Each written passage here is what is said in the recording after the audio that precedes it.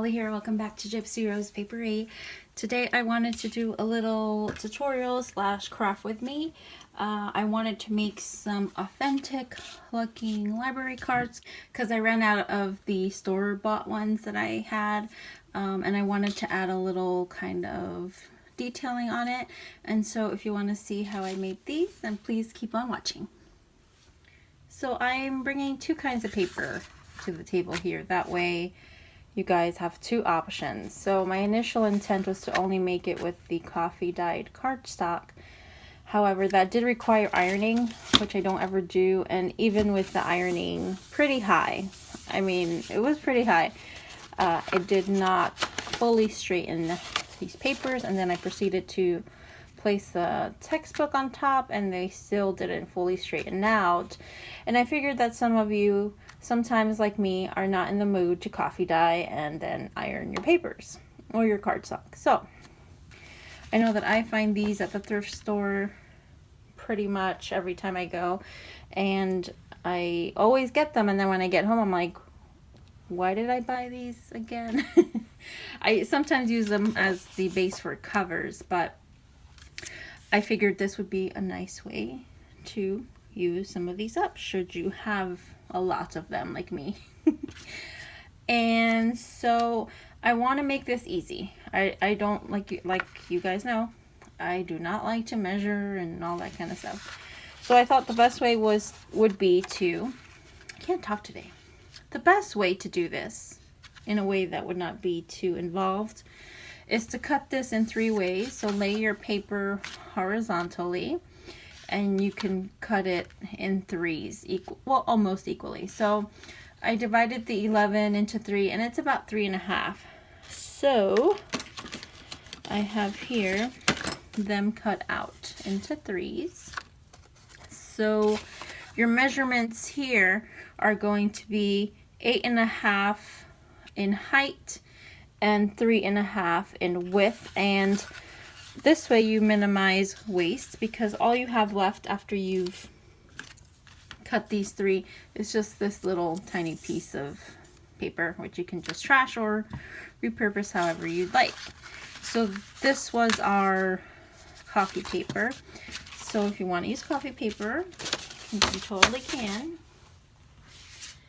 And then with the manila folder, I kind of just cut it down.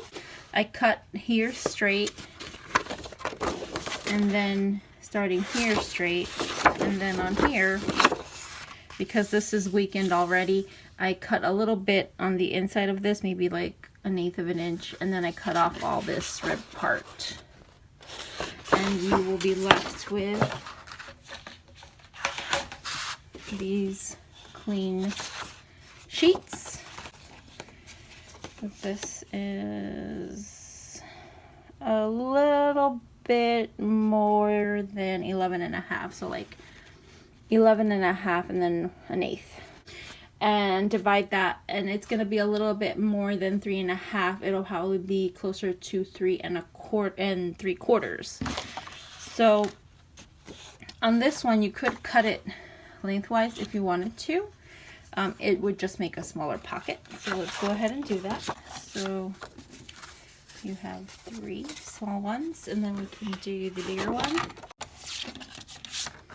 So now you're gonna have to decide how deep of a pocket you want it to be, or are you actually going to use digital printouts of library cards and you want them to fit. I would say that if you were starting off wanting to make a pocket, a custom pocket for a digital library card that you have already printed, then you'd want to really just measure it out. If I can fit a library card in here, obviously I will, but if not, I really meant them just as extra tuck spots for tags or anything like that. So you want to start thinking about how deep you want this pocket to be. And so for these, you're going to want to fold the other way. So you want it to have like that top part, but then a pocket where you're going to be able to tuck stuff in. So I'm thinking that right around there is good.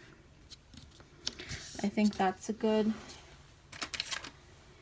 size, so I'm going to go ahead and score that.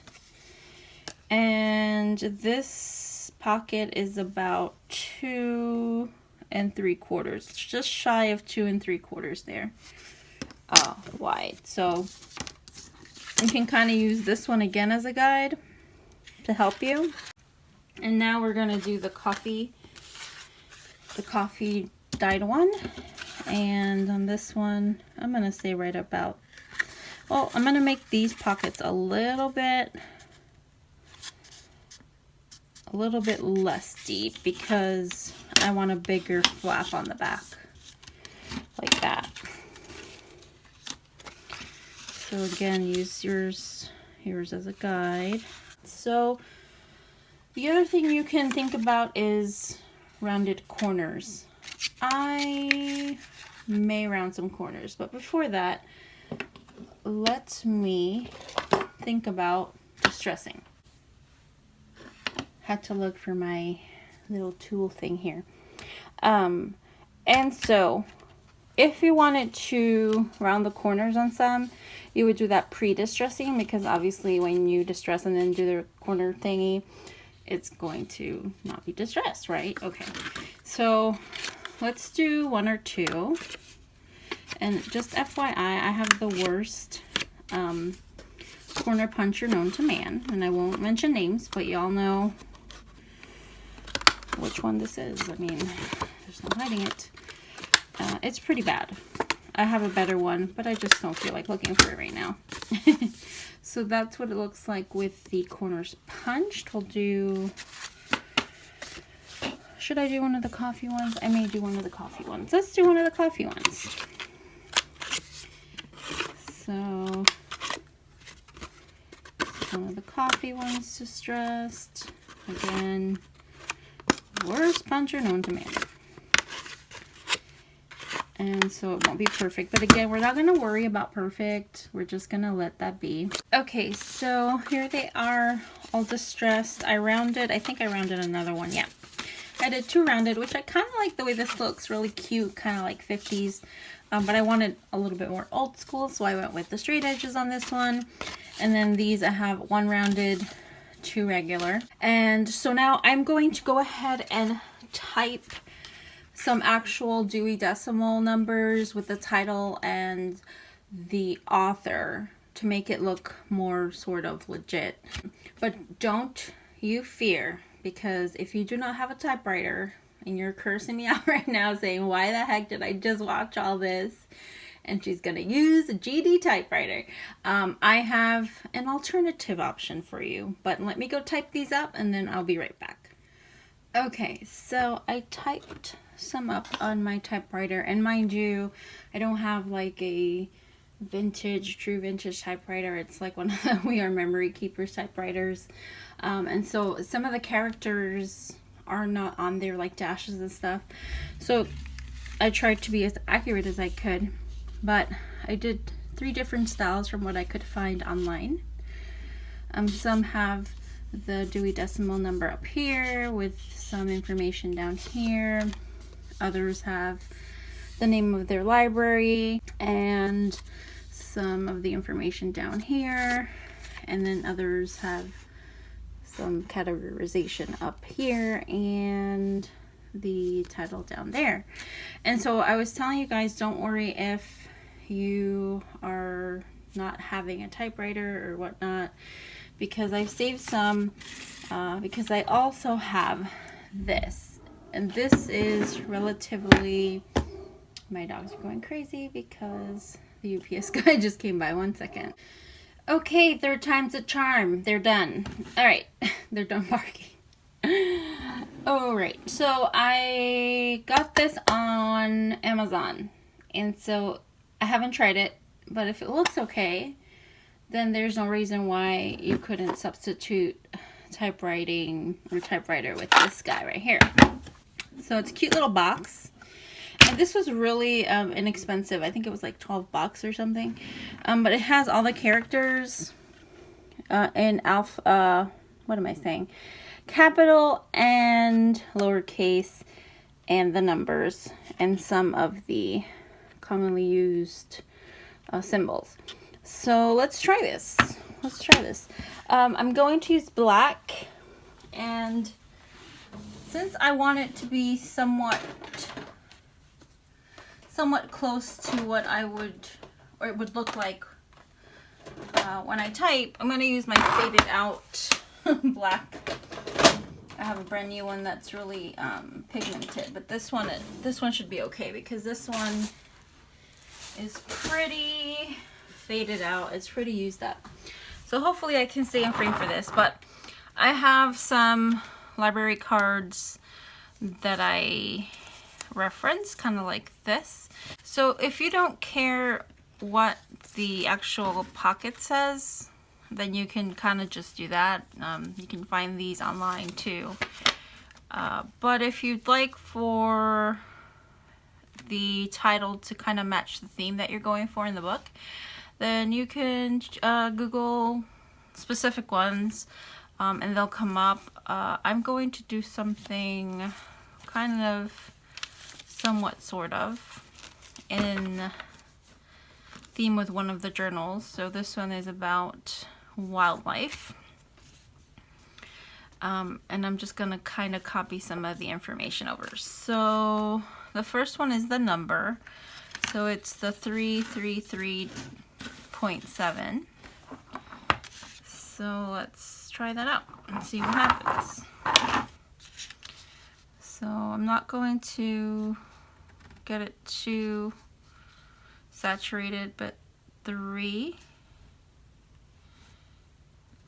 And again, when you do this on the typewriter, it's not perfect. As you can see, it's all jibbly jobbly.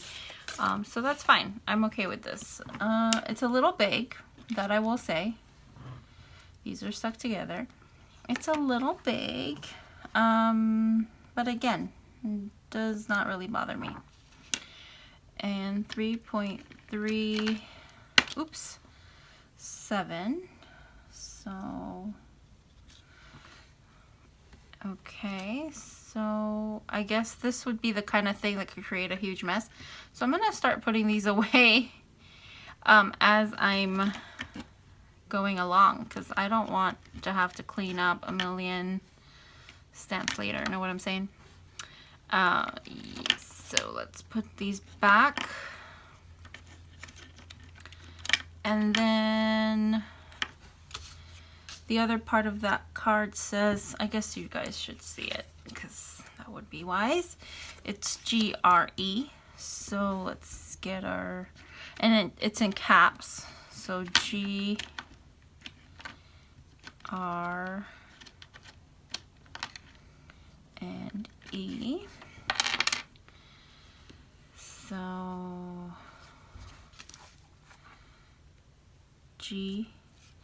And then what you could do is, because the way these are set up is kind of like little blocks. That way you kind of get them flush. If you don't have too many words, you can kind of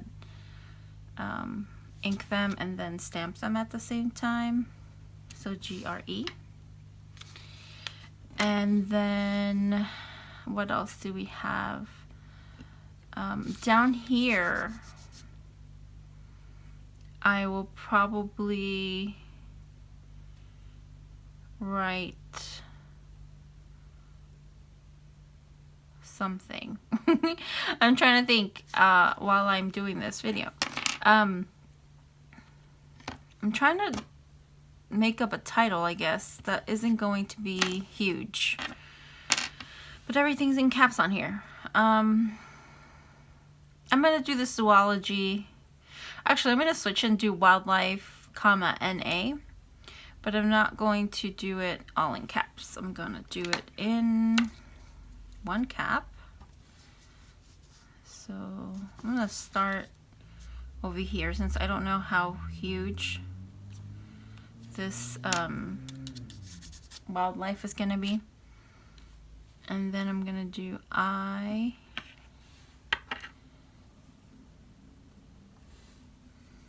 And again, try to line it up the best that you can. 1L. So that doesn't look too bad. Obviously, it's not gonna look like typing. Maybe if you can, I did try to find these in I did try to find typeset in Cling, because that would be so much easier. But I don't hate this. I went too hardcore on the ink, and so you see the outline of the letter. So let's try something else. Maybe let's make something up, and I know I'll probably make every librarian in the world cringe, but I'm just going to make up my own categorization. And let's see how that works. And again, I apologize to all the librarians out there. This is by no means me trying to pretend I know anything at all about how to categorize books in the correct manner. But I'm trying to think through all the journals that I'm making, and I'm just gonna make something up. Something easy. So let's just grab some numbers. I know that fiction is mostly in the 800 category, so let's start with 8. And then again, remember not to press too hard, because then you're gonna get that weird border. So 8. 0 is always a good choice.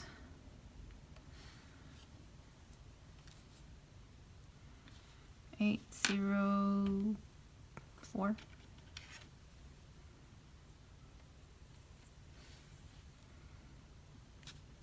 804 dot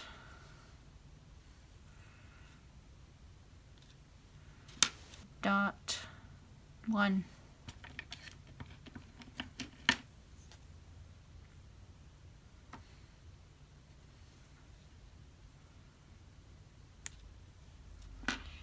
And then I'm going to come up with an author.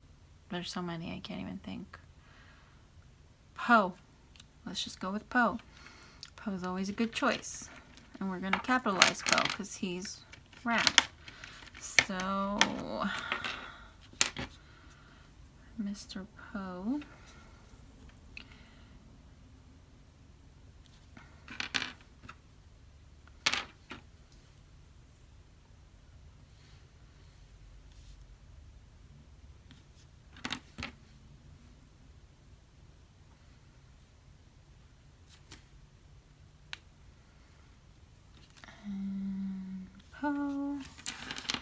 Alright, and then I want to, some of these they categorize underneath the title. So I'm going to categorize. Problem is, what do I categorize this as? Some say horror. Some say poetry. Some say fiction. I'm going to go with horror.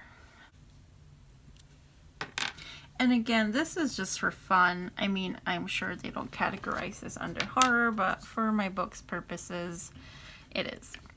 So, and I could then subcategorize, but I feel like this font is big enough where this looks good. So I'm going to stop here.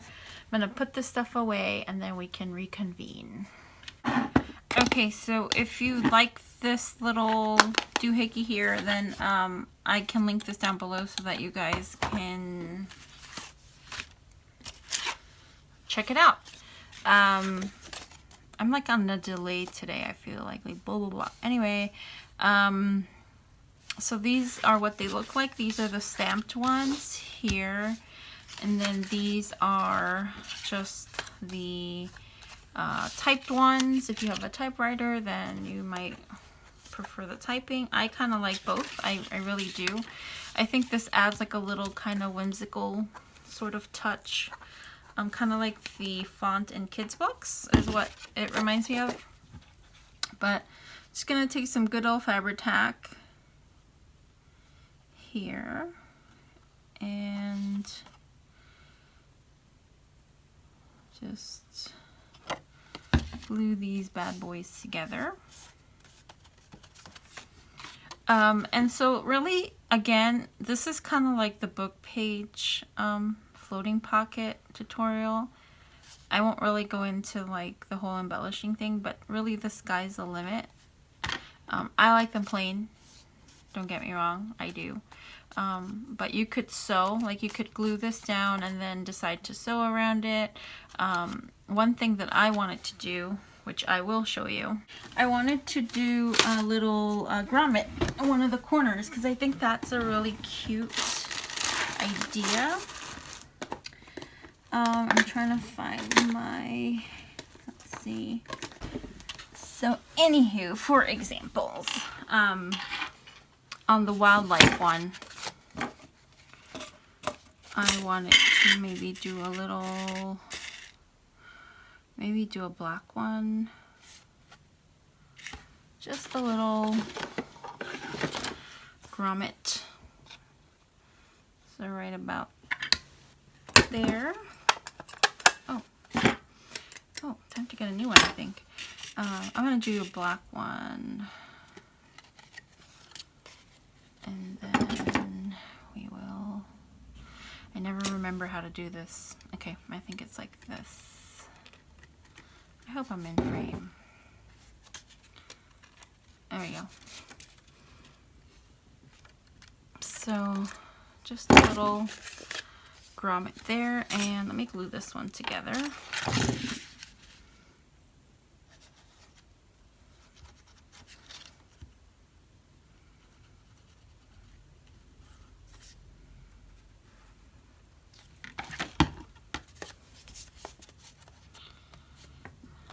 Okay, and then how cute would a little garment pin look in here with a charm?